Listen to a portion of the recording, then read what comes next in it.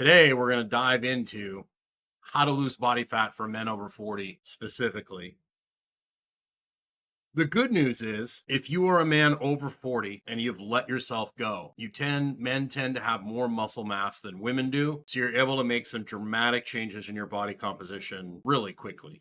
There's been a few times in my life I've let myself kind of go, or, when I was powerlifting and I was trying to get really big and put on a little extra body fat, cleaned a few things up, made a few changes, and then all of a sudden I look dramatically different. And my female clients would always get mad. They'd be like, "Oh my gosh, I can't believe how quickly you can change." Because most men, one, are already lifting weights. If not, they have lifted weights and they have significantly more muscle mass.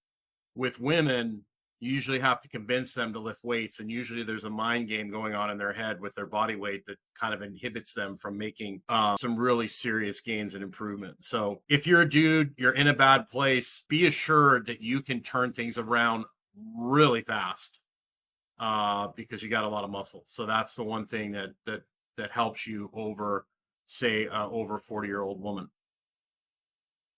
So the first thing we have to do, when I work with a client, I like to work by addition. I'm not a big fan of subtraction, right? Taking things away. I like to add things at first. Now, there might be some things like if you're drinking 6 or 7 beers a night, we might have to have a talk about that, because if you're having 6 or 7 beers a night, that's going to make it very difficult for you to lose body fat, lose weight, so to speak.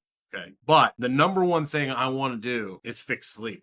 Sleep is critical. If you're not sleeping well, you're not going to make good choices. Your blood sugar is going to be elevated. You're going to have cortisol issues. You're going to have hormone issues. All these things are related to sleep. So the number one thing we can do to fix sleep is get your ass outside first thing in the morning when the sun comes up. So you get outside right now, so to speak. I got up, the sun comes up here at 5:30. I was out at 5:30 with my dogs walking around in the sun. It comes up over Mombacho here in the mountains, the volcano that's right next to me. And I'll go for a little walk here in a minute.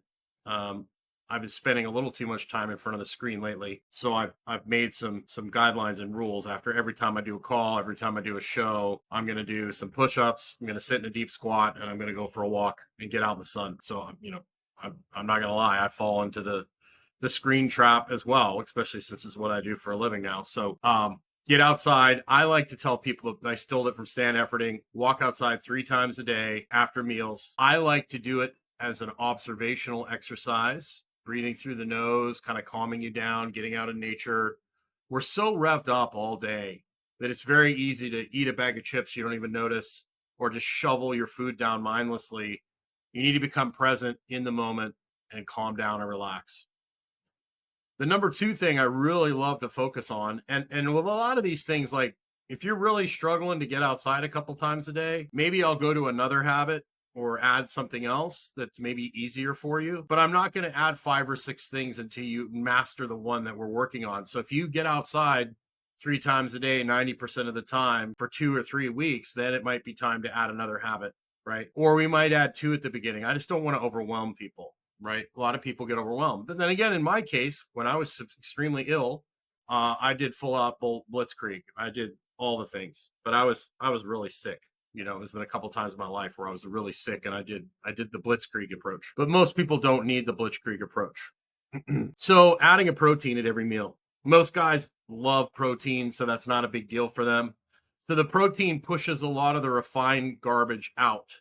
So if you eat more protein, you're going to be more full. You're not going to eat as much of the sugary, snacky kind of stuff. Your appetite's going to, fall into place. It's going to help regulate your blood sugar. It's going to help you build more muscle mass. But most people dramatically undereat protein. So we start there. It's going to help with your sleep, believe it or not. So we add a protein at every meal. And then over time, we get into more details about nutrition. But at first, just adding a protein and getting outside a couple times a day makes a huge difference.